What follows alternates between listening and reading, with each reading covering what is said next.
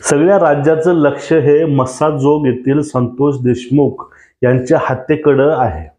एकंदरीत महाराष्ट्राचं पूर्ण लक्ष हे बीडकडे आहे.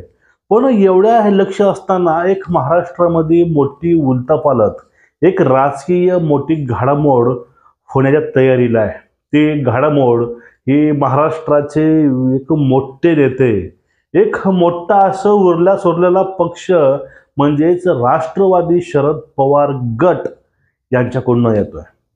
आणि याच काळामध्ये काकांनी जे काही चक्र फिरवायचे होते फिरवले, जे काही वारं फिरवायचं होतं ते त्यांनी वारं पूर्ण फिरवलेलं आहे आता.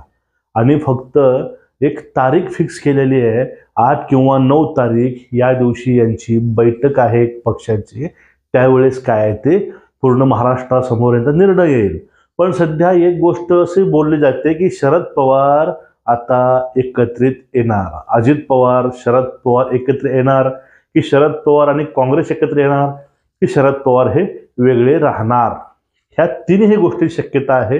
पण जास्त झुकाव आहे, तो झुकाव हा आहे तो म्हणजे अजित पवार आणि शरद पवार हे परत एकत्रित येतील. बघा मित्रांनो, दिनांक 12/12/2024 म्हणजे काकांचा वाढदिवस. ह्या वाढदिवसाच्या अनुषंगाने त्यांना भेटण्यासाठी अजित पवार गटांचे अजित पवार, प्रफुल्ल पटेल, हे तटकरे, त्यानंतर छगन भुजबळ असतील किंवा त्यांच्या पत्नी, त्यांचा मुलगा, हे सर्वच त्यांना भेटण्यासाठी, त्यांना शुभेच्छा देण्यासाठी हे त्यांच्या निवासस्थानी गेले होते दिल्लीमध्ये. तिथं जाऊन मग त्या ठिकाणी त्यांच्यामध्ये चर्चा काय झाली, बैठक काय झाली, तिथं काय बोललं गेलं हे कुणालाही माहिती नाही, फक्त एक गुपित आहे.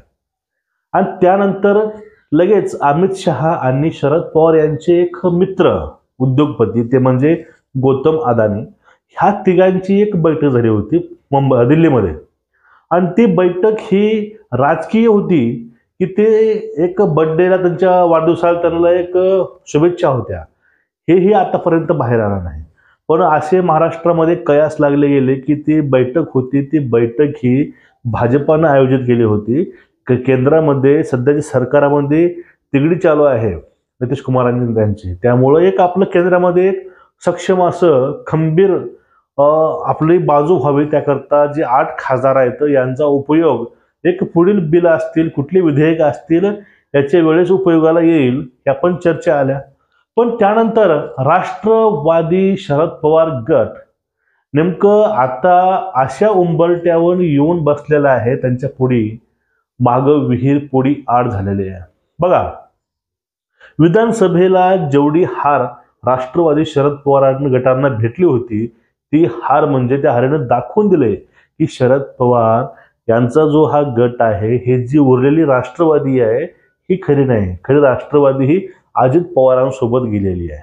कारण लोकांना पसंती ही त्यांना दिली आहे, त्यांनी पसंती ही यांना दिली नाही. तू समजून घ्या मुद्दे. त्यानंतर पुढला मुद्दा, त्याच गोष्टीवरही बारामतीमधून योगेंद्र पवार म्हणजे शरद पवारांचे पुतणे यांनी फॉर्म भरला होता विरोधामध्ये. पण त्यांनी सुद्धा अर्ज केला होता की परत मतमोजणी व्हावी. पण त्यांनी 20 तारखेला परत तो अर्ज काढून घेतला. तो अर्ज काढून घेतला ते पण सुप्रिया सुळे यांच्या सांगण्यावरून. हे फक्त काही गोष्टी अशा घडल्यात ना मधल्या काळामध्ये, ह्या गोष्टी, ह्या चालू घडामोडी जे आहेत ते खूप काही सांगून जातात. पण आता एक महाराष्ट्रामध्ये वेळ असेल, हे एक धगधगतं वातावरण जे बनलं आहे महाराष्ट्रामध्ये, त्यामुळं ह्या गोष्टीकडं कोणाचं लक्ष नाही. आणि त्यानंतर एक सगळ्यात मोठी महत्त्वाची गोष्ट अशी आहे की शरद पवार आपलं राजकारण हे सोयीनुसार बदलतात आणि ते आपलं राजकारण सोयीनुसार करतात. ज्यावेळेस त्यांना वाटलं की आपले लोक सत्तेमध्ये असायला पाहिजे, बघा समजून घ्या तुम्ही, सत्ता कुणाची असो त्या सत्तेमध्ये राष्ट्रवादी शरद पवार गटांचे लोक असतातच. भले ते बंड करून तिकडे जाऊ, कसेही जाऊ, पण ते सत्तेमध्ये असतातच. त्यांना सत्तेमध्ये हे शरद पवारच पाठवतात असं हे जाणकार लोक म्हणतात. पाठीमागे भाऊ तोरशेकरांनी सांगितलं होतं की सत्तेमध्ये बंड करून पाठवायचे कामं सुद्धा शरद पवारांनी केले, त्याला शरद पवार पॅटर्न असे म्हणतात. मग हा जो पॅटर्न आहे, हा पॅटर्न सध्या महाराष्ट्रामध्ये चाललाय का? पाठीमागे बघा, पहाटे पहाटे शपथ झाली होती अजित पवारांची आणि देवेंद्र फडणवीसांची. पहाटे शपथ झाली, सकाळी उठलो, टीव्ही उघडला तर नवीनच मुख्यमंत्री नवीनच उपमुख्यमंत्री तयार झाला होता महाराष्ट्रामध्ये. पण हे अशाच गोष्टी आणि त्या परत अजित पवारांनी सांगितले की मला काकाने तिकडे पाठवले होते म्हणजे गेलो होतो मी. पण आता जे चाललंय, जे अजित पवारांचं जे मनुष्यबळ हे स्ट्रॉंग आहे, पण लोकसभेचं मनुष्यबळ हे कमी आहे, फक्त एकच आहे. मग आता याच्या माध्यमातून नेमकं काकाला साध्य करायचंय काय? काकाला कुठेतरी भीती वाटायला गोष्टीची की आता भविष्यामध्ये जी आपली मुलगी आहे किंवा आपला पक्ष आहे याचं भविष्य काय? कारण सध्या राष्ट्रवादीकडे कार्यकर्ते थोडेच आहेत आणि नेते पण थोडेच आहेत. त्यामधील जयंत पाटील हे भाजपमध्ये येणार आहेत असं बोललं जाते, कारण त्यांनी वारंवार सांगितलंय की आपण योग्य वेळी योग्य निर्णय घेतो किंवा आपला जो पक्ष आहे तो पक्षही योग्य वेळी योग्य निर्णय घेतो, हे त्यांनी विधानसभेत सांगितलेलं आहे आणि त्यांनी असंही त्यांनी बोलताना सांगितलेलं आहे. मग आता योग्य वेळी योग्य पक्ष निर्णय घेणार आहे की पाटील निर्णय घेणार ही गोष्ट महत्वाची आहे. कारण निर्णय हा जयंत पाटलाने घेतला आणि तो निर्णय पक्षाने घेतला, हे दोन्ही घेतलं तरी एक असतं, कारण जयंत पाटील हे विश्वासू आहेत पवारांचे. मग आता विषय आहे की शरद पवार गटाकडे कार्यकर्त्यांची कमी आहे आणि नेत्यांची कमी आहे. त्या अशा गोष्टीमध्ये हे आपला पक्ष हे महाराष्ट्रामध्ये वाढवू शकणार नाहीत. मग त्यांना पर्याय आहे, पर्याय म्हणजे राष्ट्रवादी मर्ज करणं, अजित पवार शरद पवार दोन्हीही गट एकत्रित करणं. आता हे दोन्हीही गट एकत्रित यावं हे सर्वांची इच्छा आहे. अजित पवार गटांची पण तीच इच्छा आहे आणि शरद पवार गटांची तीच इच्छा आहे. फक्त एक आव्हाड म्हणा किंवा रोहित पवार म्हणा हे 2-3 नेते सोडले, सर्वांची इच्छा तेच आहे की राष्ट्रवादी शरद पवार आणि अजित पवार हे एकत्रित यावं आणि महाराष्ट्रामध्ये आपलं कार्यक्रम जे आहे पुढला करावा. पण या ठिकाणी जर एकत्रित झालो तर रोहित पवारांचं आव्हाडांचं महत्व कमी होईल. त्यामुळं सुद्धा या ठिकाणी बोललं जातं की हे दोघं फक्त नाराज आहेत. पण ह्या सर्व गोष्टीवरती, ह्या सर्व घडलेल्या घटनेवरती पडदा पडलाय. कसं काय? बघा, प्रत्येक वेळेस शरद पवार खेळ्या करतात, शरद पवारांची खेळी कुणाला कळत नाही असं बोललं जातं. शरद पवार कधी कुठला निर्णय घेतील हेही माहिती नाही. सुप्रियाताई म्हणतात नाद करा पण पवाराचा नाही.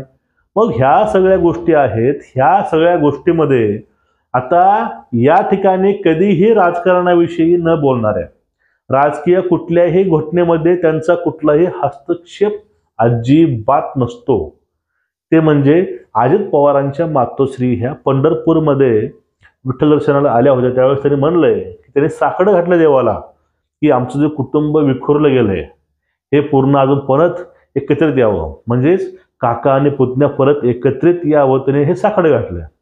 आणि याला साकड्याला पुष्टी आपल्याला म्हणायची असेल तर ह्याला कारणं भरपूर आहेत.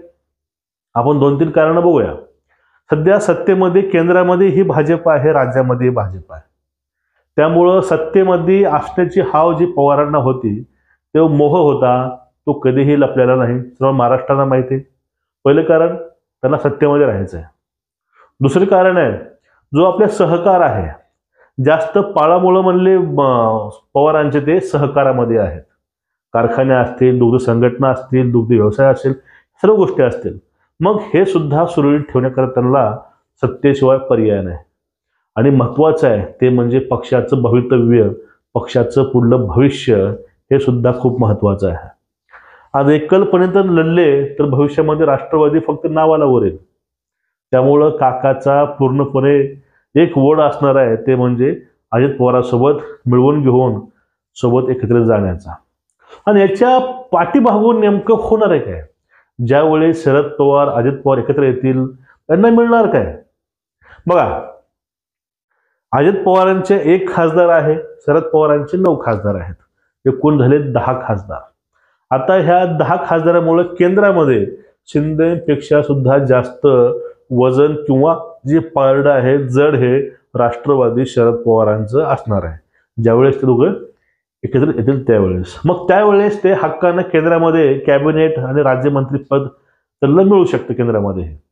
आणि महाराष्ट्रामध्ये सुद्धा जे काही शरद पवार गटामध्ये काही लोक आहेत, आता मोठे मोठे नेते आहेत, त्यामध्ये रोहित पवार असेल, जयंत पाटील असतील, तडकरे असतील, हे जे काही लोक आहेत ह्या लोकांना सुद्धा मंत्रिपद महाराष्ट्रामध्ये मिळू शकतात.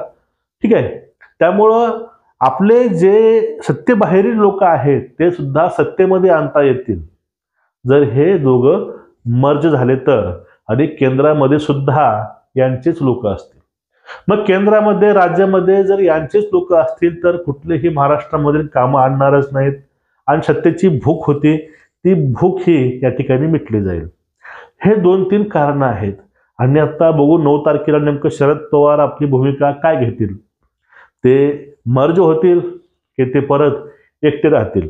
तिथं एकटे राहणं किंवा परत काँग्रेससोबत जाणं ह्या ज्या गोष्टी आहेत त्या गोष्टी सध्या तरी पॉसिबल वाटत नाहीत. सध्या त्याकडं कुणाचंही लक्ष नाही गोष्टीकडे त्या, कारण काँग्रेसची जी अवस्था महाराष्ट्रामध्ये आहे भारतामध्ये आहे ते पाहण्यासारखीच आहे.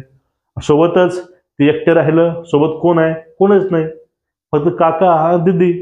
त्यामुळं हे जे काही सध्याची घडामोडी चालू आहेत राजकीय, ह्या घडामोडी गुपचूप चालू आहेत. याचा कधी स्फोट होऊन कधी हे एक नवीन समीकरण महाराष्ट्र पुढे ऑटोमॅटिक रात्रीमध्ये उभे राहील याची ही शाश्वती देता येत नाही. कधी शरद पवार अजित पवार हे दोघं एकत्र दिसले भविष्यामध्ये या 8 दिवसामध्ये तर तुम्हाला आश्चर्य वाटू नये म्हणून हा व्हिडिओ करतोय. 9 तारखेला 10 तारखेला जर हे दोघं एकत्र दिसले, राष्ट्रवादी शरद पवार गट अजित पवार गट, तुम्हाला आश्चर्य वाटू नये, कारण ह्या गोष्टी होणारच आहेत. आणि ह्या गोष्टीशिवाय शरद पवारांचं जे राजकीय जे आतापर्यंतची जो इतिहास आहे हा इतिहास नेहमी हे सांगतो, पण या ठिकाणी एक मुद्दा फक्त महत्त्वाचा आहे. या सगळ्या गोष्टीमधून जे शरद पवारांनी पुरोगामित्व जपले त्यांच्या म्हणण्यानुसार ते पुरोगामित्व इकडे येऊन ते राहील का, इथं हा एक प्रश्न आहे. कारण आयुष्य गेलं देवी देवतांच्या विरोधामध्ये आणि हिंदू धर्माच्या विरोधामध्ये ज्या माणसानं वागलेलं आहे, पण जो व्यक्ती इकडे येईल त्यावेळेस हे हिंदुत्व, भाजपाचं हिंदुत्व ते स्वीकारतील का, देवधर्माला स्वीकारतील का, इथं हा एक मोठा प्रश्न पडतो. आणि हा एक मला मोठा प्रश्न वाटतो या ठिकाणी. पण सत्तेपोटी सगळं चालतंय, सत्तेपोटी सगळ्या गोष्टी ह्या कराव्या लागतात, तडजोडी होतातच. आता शरद पवार काय तडजोड करतील हे सुद्धा पाहणं महत्त्वाचं आहे. मग मित्रांनो, ह्या ठिकाणी एवढं सांगा वाटतं की महाराष्ट्राचं लक्ष हे तिकडे लागलेलं आहे बीडच्या प्रकरणामध्ये, आणि त्याच वेळीच एवढ्या महाराष्ट्रामध्ये एक मोठी घडामोड होऊन युतीमध्ये शिंदेचं स्थान हे कमी करण्यासाठी होतंय की अजून कुठला यांचा प्लॅन आहे. तुमचं एकूणच या विषयावरती मत काय नक्कीच आम्हाला कळवा. चॅनलला सबस्क्राईब करा, व्हिडिओ शेअर करा.